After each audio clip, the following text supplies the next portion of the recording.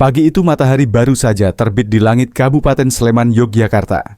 Embun masih menempel di pucuk-pucuk padi yang hijau membentang luas. Udara seharusnya segar, namun hawa panas musim kemarau sudah mulai terasa. Seorang petani tua bernama Pak Hadi, 62 tahun, berjalan menyusuri pematang sawah dengan liukan langkah yang sudah terbiasa. Di tangannya ia menggenggam sabit tua untuk membersihkan rumput liar seperti setiap pagi. Namun hari itu bukan pagi biasa. Baru beberapa langkah tiba-tiba Pak Hadi berhenti mendadak. Jantungnya berdentum tak karuan. Dari kejauhan sekitar 20 meter dari jalan setapak ia melihat beberapa sosok tergeletak di tengah hamparan padi. Awalnya ia mengira ada orang pingsan karena kelelahan atau mungkin tertidur. Tapi semakin dekat aroma tak sedap bercampur lumpur sawah membuat tubuhnya merinding. Di hadapannya 4 gadis muda terbujur kaku. Seragam sekolah mereka kotor, wajah pucat, mata terpejam rapat. Pak Hadi tertegun. Ia mengenal mereka 4 siswi populer dari SMA Negeri 1 Sleman. Gadis-gadis yang setiap hari terlihat ceria pulang sekolah kini terbujur tak bernyawa. Dengan tangan gemetar Pak Hadi menjatuhkan sabitnya, lalu berteriak histeris. "Astagfirullah, tolong. Ada yang mati di sawah." Suaranya menggema memecah keheningan pagi. Ia berlari tunggang langgang kembali ke arah kampung. Hanya dalam hitungan menit puluhan warga berdatangan. Mereka mengepung lokasi, sebagian menangis, sebagian hanya berdiri ternganga tak percaya. Suara histeris para orang tua menggema ketika akhirnya menyadari korban adalah 4 siswi paling menonjol di sekolah. Ayu Wulandari, ketua kelas yang pintar dan selalu jadi kebanggaan guru. Dewi Anggraini, si cantik dengan senyum menawan. Ratna Sari, gadis lembut yang dikenal ramah. Fitri Handayani, atlet lari berprestasi yang sering mengharumkan nama sekolah. Mereka dikenal selalu pergi bersama sahabat dekat yang tak terpisahkan. Dan kini keempatnya sama-sama terbujur di pematang sawah bagai malaikat yang direnggut di usia belia. Kabar itu menyebar cepat seperti api yang menyambar jerami kering. Desa yang biasanya tenang mendadak berubah jadi lautan panik. Siapa yang tega melakukan ini? Apakah mereka korban kecelakaan keracunan? Atau ada kejahatan keji di balik semua ini? Tak lama kemudian suara sirin terdengar. Polisi dari Polsek Sleman datang diikuti tim dari Polres Yogyakarta. Warga dipaksa mundur, garis polisi dipasang mengelilingi area. Suasana semakin mencekam. Seorang perwira dengan wajah tegas turun langsung memeriksa. Ia adalah Kompol Budi Santoso, Kepala Satuan Reskrim Polres Sleman. Ia jongkok di samping jenazah memperhatikan dengan teliti. Keningnya berkerut dalam. Tak ada luka terbuka, tak ada tanda perlawanan yang jelas. Semua korban meninggal dengan wajah tenang, tapi pucat membiru. 4 korban sekaligus di tempat yang sama, gumam Kompol Budi, suaranya berat. Ini bukan kebetulan, ada sesuatu di balik ini. Tim forensik segera bergerak. Beberapa botol minuman ringan yang berserakan di dekat tubuh korban dikumpulkan sebagai barang bukti.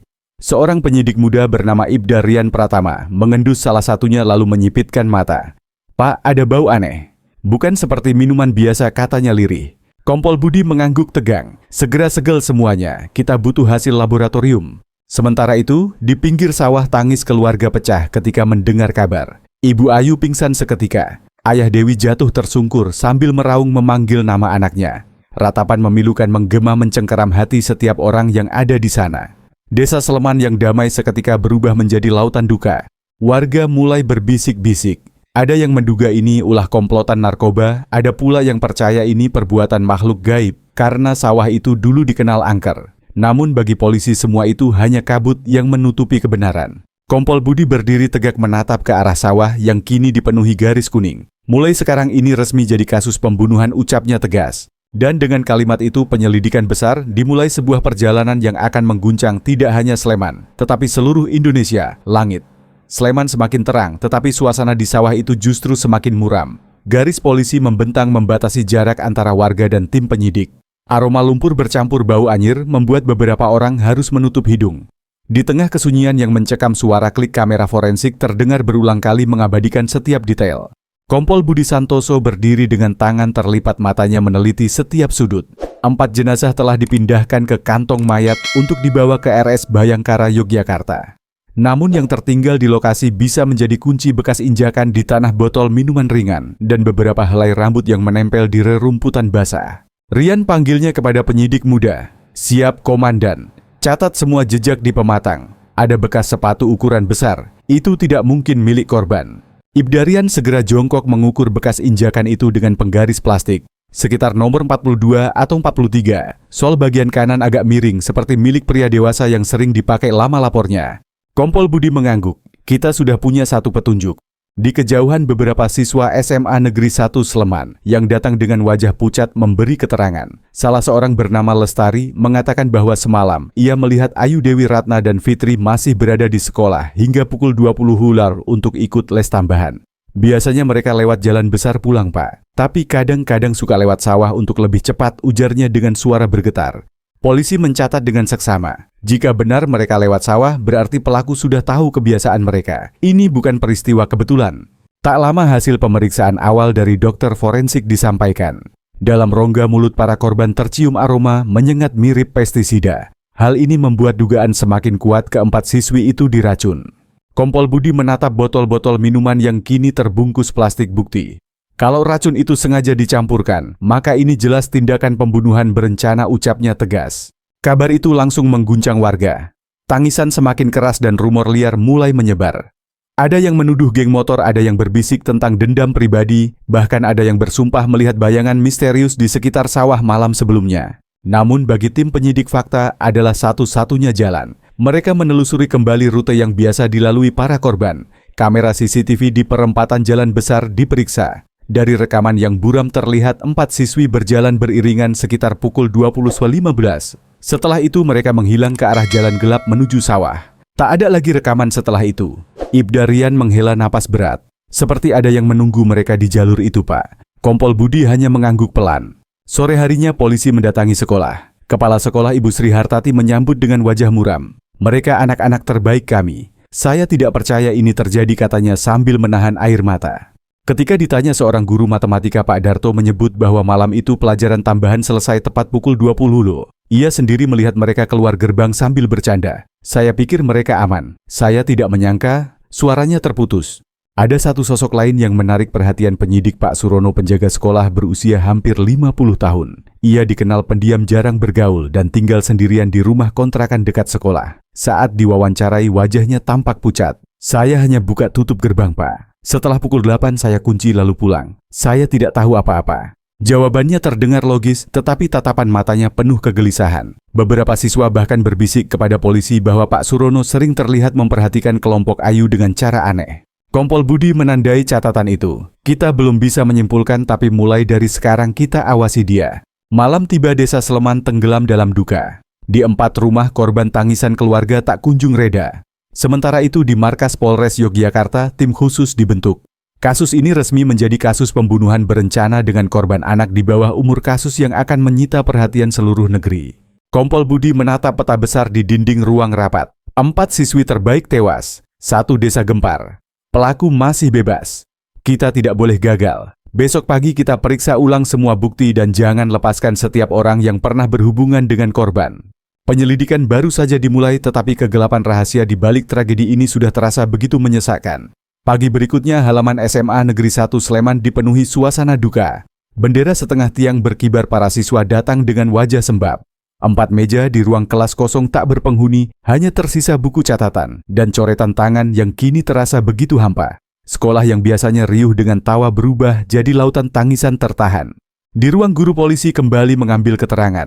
Ibu Sri Hartati, kepala sekolah, masih gemetar ketika menjawab. Mereka anak yang baik, Pak. Tidak pernah bermasalah. Saya tidak mengerti kenapa ada orang tega melakukan ini. Kompol Budi Santoso mencatat dengan teliti setiap detail penting. Kali ini ia meminta berbicara dengan Pak Surono, penjaga sekolah yang semalam sudah diperiksa singkat. Pria itu datang dengan langkah berat, wajahnya pucat, tangan bergetar halus. Pak Surono, ucap Kompol Budi, tenang, kami hanya ingin memastikan. Malam itu setelah mengunci gerbang, apakah Anda melihat sesuatu yang mencurigakan? Pak Surono menggeleng cepat. Tidak, Pak. Saya langsung pulang ke kontrakan. Saya sendirian, tidak bertemu siapapun. Jawaban itu terdengar kaku. Ibda Rian yang duduk di samping memperhatikan sorot matanya. Ada sesuatu yang disembunyikan. Namun tanpa bukti mereka tak bisa menekan lebih jauh. Beberapa siswa kemudian dipanggil untuk memberikan keterangan tambahan. Salah seorang teman dekat korban, Intan, dengan suara serak bercerita. Pak, belakangan ini Ayu suka bilang kalau merasa diawasi. Katanya setiap kali pulang malam ada seseorang di dekat gerbang sekolah yang sering menatap mereka. Siapa orang itu, tanya Rian cepat. Intan menunduk. Sepertinya Pak Surono. Tapi kami tidak yakin. Ayu cuma bercanda waktu itu, bilang penjaga sekolah agak aneh.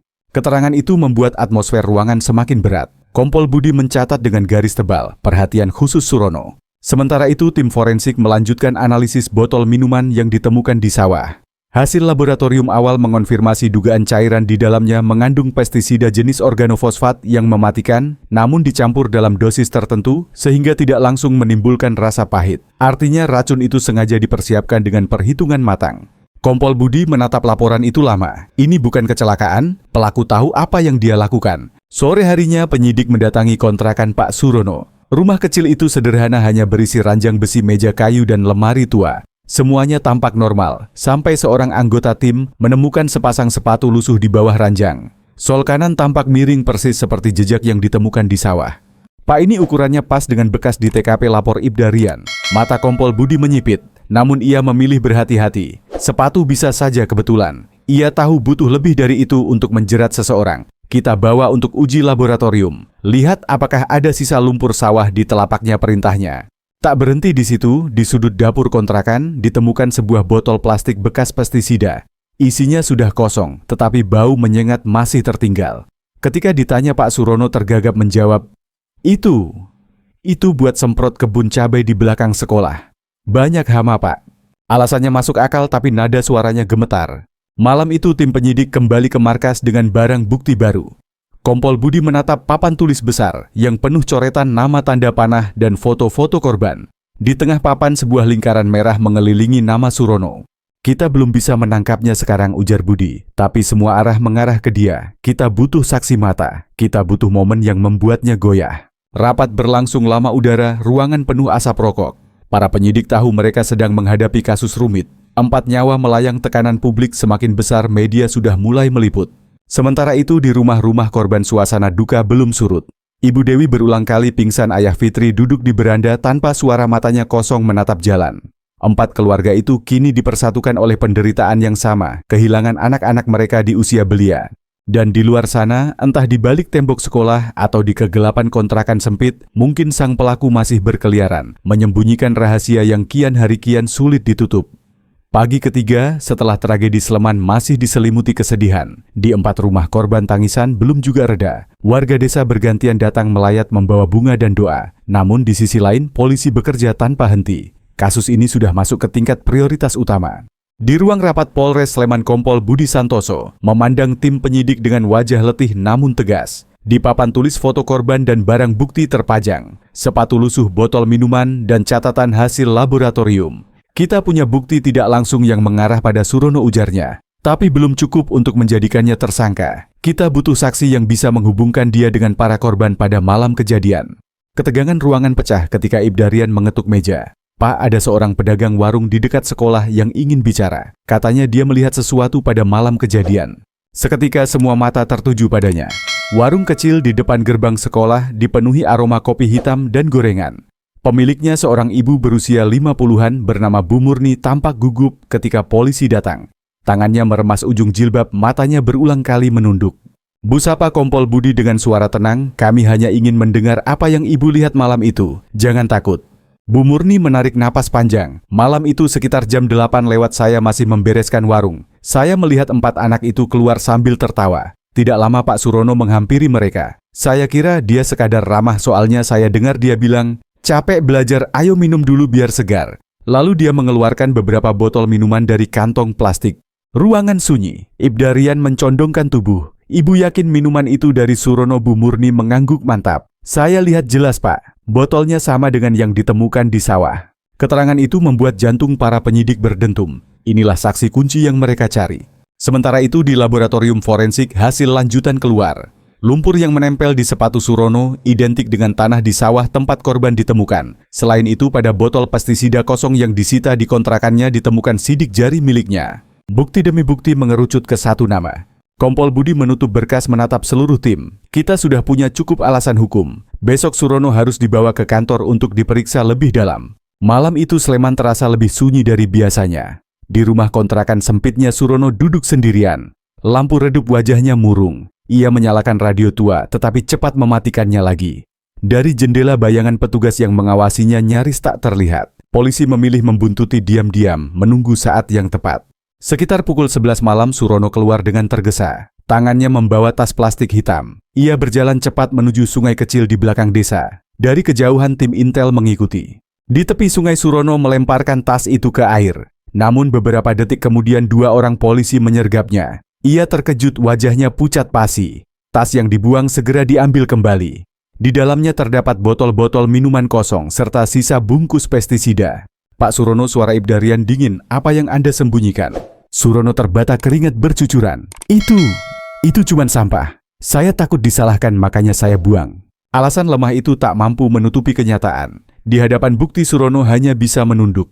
Tangannya gemetar saat borgol melingkar di pergelangan. Keesokan paginya berita penangkapan menyebar cepat. Desa gempar. Sebagian warga kaget, sebagian lain merasa curiga mereka terbukti benar penjaga sekolah yang pendiam ternyata menyimpan rahasia gelap. Namun bagi Kompol Budi pekerjaan belum selesai. Kita sudah amankan dia, tapi masih ada pertanyaan besar, apa motifnya? Mengapa harus 4 gadis itu? Ruang interogasi pun disiapkan. Lampu sorot menyorot meja kayu kursi besi menunggu seseorang yang harus menjawab semua pertanyaan. Kasus ini baru saja memasuki babak yang paling menegangkan. Di ruang interogasi Polres Sleman, suasana begitu hening hingga detak jam dinding terdengar jelas.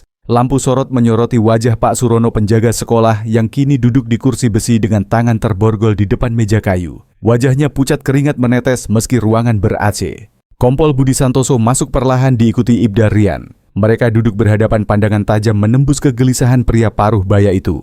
Pak Surono, suara Kompol Budi berat, namun tenang, kami sudah punya cukup bukti. Sepatu Anda cocok dengan jejak di sawah. Botol pestisida di kontrakan Anda sama dengan racun yang ditemukan di tubuh korban. Dan ada saksi yang melihat Anda memberikan minuman pada 4 siswi malam itu. Surono terdiam, bibirnya bergetar. Ia mencoba menunduk tetapi Kompol Budi menepuk meja keras. Lihat mata saya, katakan yang sebenarnya. Air muka Surono berubah. Ia tampak panik, tangannya meremas borgol. Saya tidak berniat membunuh mereka. Saya hanya ingin mereka berhenti mengejek saya. Suaranya parau hampir pecah. Ibdarian maju dengan nada dingin. Berhenti mengejek, 4 nyawa melayang, masa depan mereka hilang. Itu bukan sekadar main-main, Pak. Penyidik membiarkan keheningan menekan Surono. Beberapa menit kemudian ia akhirnya membuka mulut lagi. Saya merasa dipermalukan, Pak. Setiap kali mereka lewat mereka tertawa. Saya yakin mereka menertawakan saya. Saya cuma ingin kasih pelajaran. Saya beli racun, mencampurnya sedikit ke botol minuman. Saya pikir mereka hanya akan sakit perut, bukan mati. Pengakuan itu membuat ruangan hening. Kompol Budi menutup matanya sejenak menahan emosi. Anda sadar pestisida bukan mainan. Sekalipun sedikit tetap bisa mematikan. Surono menggigit bibir, air matanya jatuh. Saya menyesal, Pak. Saya tidak tahu akan jadi seperti ini. Namun polisi tak berhenti di situ. Kenapa harus mereka? Kenapa bukan orang lain, tanya Ibdarian. Surono terdiam lama. Matanya kosong menatap lantai. Lalu ia berbisik, karena mereka selalu bersama. Mereka muda, cantik, pintar. Setiap kali saya melihat, saya merasa seperti ditusuk. Saya sendirian, tidak punya keluarga. Mereka membuat saya sadar betapa saya tidak berarti. Rasa iri itu berubah jadi kebencian. Kata-kata itu menusuk. Sebuah potret jelas dari jiwa yang rapuh dikuasai rasa frustrasi dan kesepian hingga akhirnya melahirkan dendam. Sementara itu di luar ruangan keluarga korban menunggu dengan hati membara. Jeritan Ibu Ayu menggema di lorong. Kembalikan anak saya. Kenapa orang ini, tega polisi harus menenangkan. Mereka menegaskan bahwa proses hukum sedang berjalan. Media juga mulai mengepung kantor polisi. Berita 4 siswi SMA diracun penjaga sekolah menghiasi halaman depan surat kabar dan layar televisi nasional. Tekanan publik semakin besar. Semua orang menuntut keadilan. Malam harinya, tim penyidik melakukan rekonstruksi kejadian di sawah. Surono dibawa dengan pengawalan ketat. Di hadapan garis polisi dan warga yang berkerumun, ia diminta memperagakan bagaimana ia menyerahkan botol minuman. Wajahnya pucat pasi, tubuhnya gemetar ketika melangkah ke titik yang ditentukan. Ketika seorang penyidik bertanya keras, "Di sini Anda berdiri, bukan dari sini. Anda memberi minuman." Surono menutup wajah dengan kedua tangan dan menangis. Warga yang melihat bersorak marah, sebagian bahkan berusaha menerobos garis polisi. Hukuman mati untuk dia, teriak seorang bapak. Polisi terpaksa menambah barikade agar situasi terkendali. Kembali ke kantor, Kompol Budi menghela napas berat. Kita sudah punya pengakuan saksi, bukti fisik dan rekonstruksi. Tapi saya ingin lebih dari itu. Saya ingin tahu seberapa jauh obsesi dia terhadap anak-anak ini. Apakah hanya kebetulan atau sudah direncanakan lama? Ibdarian membuka berkas baru hasil penggeledahan kontrakan Surono. Di dalamnya ditemukan catatan pribadi berisi tulisan penuh kemarahan. Mereka selalu meremehkan aku. Mereka harus tahu rasanya dihina. Kompol Budi menutup map dengan tatapan dingin. Ini bukan lagi soal kebetulan. Ini adalah pembunuhan berencana. Motif jelas, bukti jelas. Dia harus mempertanggungjawabkan semua perbuatannya. Dan malam itu kasus ini resmi dilimpahkan ke kejaksaan dengan pasal pembunuhan berencana dengan ancaman hukuman maksimal mati. Beberapa minggu kemudian kasus pembunuhan 4 siswi SMA Negeri 1 Sleman resmi masuk ke meja hijau. Gedung Pengadilan Negeri Yogyakarta dipenuhi massa sejak pagi. Ratusan warga berkerumun, sebagian membawa poster bertuliskan keadilan untuk Ayu Dewi Ratna dan Fitri. Suasana tegang emosi bercampur dengan rasa penasaran. Di ruang sidang Pak Surono dibawa masuk dengan tangan terborgol. Tubuhnya tampak kurus, wajahnya tirus. Begitu melangkah terdengar teriakan dari keluarga korban. Pembunuh hukum mati dia. Polisi segera menenangkan hakim, memerintahkan semua untuk menjaga ketertiban. Majelis hakim yang dipimpin Hakim Ketua Ibu Retno Wulandari membuka persidangan dengan suara lantang. Hari ini kita mengadili terdakwa Surono penjaga sekolah atas tuduhan pembunuhan berencana yang mengakibatkan 4 siswi meninggal dunia. Apakah jaksa siap membacakan dakwaan? Jaksa penuntut umum Pak Hermawan berdiri tegas. Ia membacakan dakwaan panjang, menyebut satu persatu bukti hasil laboratorium yang menunjukkan pestisida dalam tubuh korban, botol minuman yang terkontaminasi sepatu terdakwa, yang cocok dengan jejak di sawah, serta kesaksian Bu Murni yang melihat Surono memberikan minuman kepada korban. Suaranya bergetar, namun tegas membuat banyak orang di ruang sidang meneteskan air mata. Perbuatan terdakwa, kata jaksa, tidak hanya menghilangkan nyawa 4 remaja belia, tetapi juga menimbulkan teror di masyarakat. Oleh karena itu, kami menuntut terdakwa dengan pasal 340 KUHP tentang pembunuhan berencana dengan ancaman hukuman mati. Ruangan bergemuruh. Tangisan keluarga korban semakin keras, sebagian warga bertepuk tangan, sementara tim pembela terdakwa terlihat gusar. Giliran pihak pembela. Seorang pengacara muda bernama Andi Prakoso maju dengan suara tenang. Yang mulia, kami tidak membantah peristiwa tragis ini. Namun klien kami tidak memiliki niat awal untuk membunuh. Ia hanya ingin menakuti korban dan tindakannya lahir dari kondisi psikologis yang labil. Kami memohon agar majelis hakim mempertimbangkan faktor ini sebagai keringanan. Namun argumen itu memicu amarah publik. Seorang ayah korban berdiri sambil berteriak, "Anak saya bukan kelinci percobaan. Dia tahu racun itu bisa membunuh. Tidak ada alasan untuk keringanan." Polisi segera menariknya keluar agar sidang tetap berjalan. Sesi berikutnya adalah kesaksian saksi-saksi. Bu Murni, pedagang warung, maju dengan langkah gemetar. Ia bersumpah di hadapan hakim lalu berkata dengan suara serak, "Saya lihat sendiri malam itu Pak Surono memberi 4 botol minuman pada anak-anak itu. Saya tidak menyangka itu racun. Kalau saya tahu, saya pasti menghentikannya." Kemudian dokter forensik memberikan keterangan ilmiah. Dalam tubuh korban terdapat senyawa organofosfat dengan kadar mematikan. Waktu kematian konsisten dengan laporan saksi mata. Ini jelas kasus keracunan yang disengaja. Setiap kata saksi semakin memperkuat dakwaan. Surono hanya bisa menunduk, sesekali menangis, sesekali menggenggam kepalanya sendiri. Akhirnya hakim memberi kesempatan terdakwa berbicara. Dengan suara parau Surono berkata, "Saya menyesal yang mulia. Saya tidak ingin mereka mati. Saya hanya marah karena merasa diremehkan. Saya salah. Saya siap dihukum." Kata-katanya membuat ruang sidang hening sejenak, namun tangisan keluarga korban kembali pecah. Bagi mereka, penyesalan itu tak akan mengembalikan anak-anak mereka. Hakim Ketua mengetukkan palu. Sidang diskors. Majelis akan bermusyawarah untuk putusan akhir pekan depan. Di luar gedung, suasana semakin panas. Warga berteriak menuntut hukuman mati. Media nasional menyorot kasus ini dari berbagai sudut, psikologi pelaku, lemahnya pengawasan sekolah, hingga regulasi penjualan pestisida. Di tengah hiruk-pikuk itu, Kompol Budi berdiri diam di tangga pengadilan. Wajahnya keras, tetapi matanya menyiratkan kelelahan. Ia tahu tugas polisi sudah selesai, namun perjuangan bagi keluarga korban baru saja dimulai. Dan pekan berikutnya, putusan hakim akan menentukan apakah keadilan benar-benar bisa ditegakkan atau justru menyisakan luka baru bagi semua yang terlibat. Hari persidangan terakhir tiba. Sejak pagi, halaman Pengadilan Negeri Yogyakarta sudah dipenuhi massa. Udara panas tidak menyurutkan langkah ratusan warga yang datang membawa foto para korban dan spanduk bertuliskan hukum seberat-beratnya. Polisi berjaga ketat, khawatir emosi warga meluap. Di dalam ruang sidang, suasana mencekam. Keluarga korban duduk di barisan depan dengan wajah muram, sebagian memeluk foto anak mereka. Jaksa, pengacara, dan terdakwa sudah siap. Pak Surono tampak semakin kurus, matanya kosong, tangannya gemetar di balik borgol. Tepat pukul 10 majelis hakim yang dipimpin Ibu Retno Wulandari memasuki ruangan. Semua berdiri. Suara palu diketukkan 3 kali menandai dimulainya sidang pembacaan putusan. Hakim ketua membaca kronologi panjang bukti serta keterangan saksi. Suaranya tegas, setiap kata menembus hati semua yang hadir. Terdakwa terbukti secara sah dan meyakinkan bersalah melakukan tindak pidana pembunuhan berencana terhadap 4 siswi SMA Negeri 1 Sleman. Ruangan bergemuruh. Tangis keluarga korban pecah, sebagian warga bertepuk tangan, sebagian lagi menunduk penuh emosi. Hakim melanjutkan, perbuatan terdakwa menimbulkan penderitaan mendalam bagi keluarga korban, menebar rasa takut di masyarakat, dan melanggar nilai kemanusiaan. Tidak ada alasan pemaaf yang dapat menghapus kesalahannya. Oleh karena itu, majelis hakim menjatuhkan putusan hukuman mati bagi terdakwa Surono. Palu diketukkan keras, putusan resmi dibacakan. Teriakan histeris meledak dari kursi keluarga korban. Seorang ibu berteriak sambil memeluk foto anaknya. "Nak, keadilan sudah datang untukmu." Air mata mengalir deras di wajah mereka, antara lega dan perih. Warga di ruang sidang bersorak, sebagian menangis, sebagian hanya diam tertegun.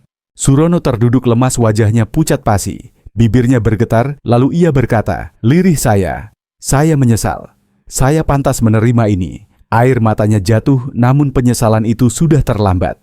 Jaksa menutup berkas dengan wajah serius, sementara pengacara pembela hanya bisa menghela napas panjang. Putusan sudah final dan peluang banding hampir mustahil mengubahnya. Berita putusan menyebar cepat ke seluruh Indonesia. Media nasional menyorotinya dengan tajuk besar, "Pembunuhan 4 siswi SMA, penjaga sekolah dijatuhi hukuman mati." Media sosial pun meledak dengan ribuan komentar. Sebagian besar mendukung putusan, menganggapnya adil bagi para korban. Namun ada pula yang berpendapat tragedi ini seharusnya menjadi pelajaran tentang pentingnya kesehatan mental dan pengawasan ketat terhadap orang-orang yang bekerja di lingkungan pendidikan. Di Sleman, warga menggelar doa bersama untuk mengenang Ayu Dewi Ratna dan Fitri. Di sekolah upacara khusus diadakan. Bendera dikibarkan setengah tiang, dan di halaman sekolah dipasang sebuah prasasti bertuliskan nama 4 siswi sebagai pengingat bahwa mereka pernah menjadi cahaya sekolah sebelum dipadamkan secara tragis. Bagi keluarga korban, rasa sakit itu tidak akan pernah hilang. Seorang ayah korban berkata pada wartawan dengan mata sembab, "Keadilan sudah ditegakkan, tapi anak kami tidak akan pernah kembali. Yang tersisa hanyalah kenangan." Kata-katanya membuat banyak orang terdiam, menyadari betapa mahalnya harga sebuah nyawa. Sementara itu, bagi aparat kepolisian, kasus ini menjadi pelajaran penting. Bagaimana rasa iri, kesepian, dan dendam pribadi bisa berubah menjadi tragedi mengerikan. Kompol Budi Santoso dalam sebuah wawancara berkata dengan nada berat, "Kejahatan tidak selalu lahir dari kebencian besar. Kadang ia lahir dari luka kecil yang dipelihara terlalu lama. Itulah sebabnya kita harus selalu peka." Beberapa bulan kemudian, masyarakat perlahan kembali ke rutinitas. Namun setiap kali melewati sawah tempat tragedi terjadi, orang-orang masih merinding. Bagi mereka itu bukan sekadar tanah pertanian, melainkan saksi bisu dari sebuah kejahatan yang mengguncang seluruh negeri. 4 keluarga korban hidup dalam bayang-bayang kehilangan, namun mereka berusaha bangkit. Mereka mendirikan sebuah yayasan kecil untuk memberi beasiswa bagi pelajar kurang mampu di Sleman, menamai yayasan itu dengan gabungan nama ke-4 anak mereka. "Kami ingin nama mereka tetap hidup dalam kebaikan," ujar salah seorang ibu korban. Kisah ini pun menjadi peringatan kelam bagi seluruh Indonesia. Tentang bagaimana seorang penjaga sekolah yang seharusnya melindungi justru berubah menjadi sosok yang mengakhiri 4 nyawa muda. Tentang bagaimana sebuah komunitas kecil bisa hancur karena satu tindakan penuh dendam. Dan tentang bagaimana hukum akhirnya berdiri meski tidak mampu menghapus luka. Di ruang sidang yang kini kosong, gema ketukan palu terakhir itu masih teringat. Sebuah akhir untuk perjalanan panjang penyelidikan, sekaligus awal dari kehidupan baru bagi keluarga yang harus belajar hidup tanpa orang-orang tercinta.